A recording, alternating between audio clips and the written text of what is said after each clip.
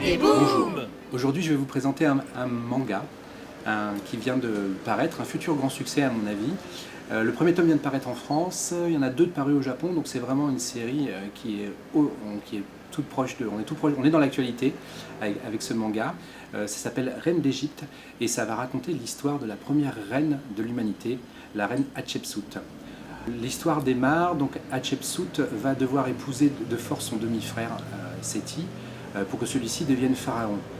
Seulement, elle n'a qu'un rêve, c'est de devenir pharaon à la place du pharaon, pour paraphraser une phrase célèbre de bande dessinée.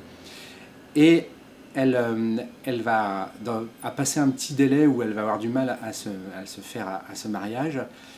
Elle va petit à petit bosser ses pions pour devenir une grande reine. Le manga, contrairement à ce qu'on peut penser, est extrêmement bien dessiné. L'Égypte des pharaons est reconstituée avec minutie, précision et des détails qui raviront tous les historiens. Le personnage de Hatshepsut est un caractère fort, c'est une femme forte. Et donc je le conseille vraiment à partir de 14-15 ans pour découvrir cette période de l'histoire un petit peu méconnue sous nos contrées et toucher un public de jeunes adultes.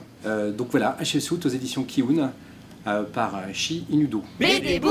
Aujourd'hui nous allons parler d'un roman graphique chez Delcourt, Enrique l'homme reine, par Richard Guérino.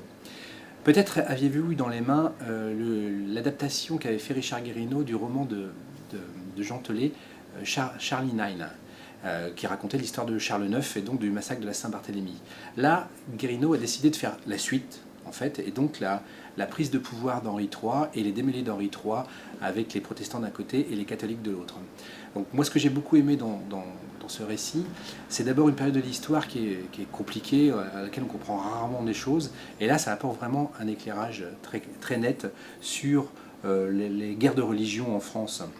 Henri III est quand même un personnage, presque un personnage de roman aussi, puisqu'il est célèbre pour ses fameux mignons, qui en fait étaient ses gardes du corps. Donc on a soupçonné des relations particulières entre eux qui n'ont jamais été vraiment prouvées. Tout ce qu'on sait, c'est qu'Henri III avait tendance à se maquiller, à se déguiser, comme beaucoup d'hommes à l'époque. Donc Henri III et ses mignons, donc bien sûr rien à voir avec les petits personnages jaunes célèbres de la fin du début du XXIe siècle. Donc graphiquement, Richard Guérino va s'amuser avec un petit peu la bande dessinée et va entrecouper son récit, ses fins de chapitre notamment, de parodies de bandes dessinées comme Gare du Nord ou de couvertures de fausses journaux à scandale.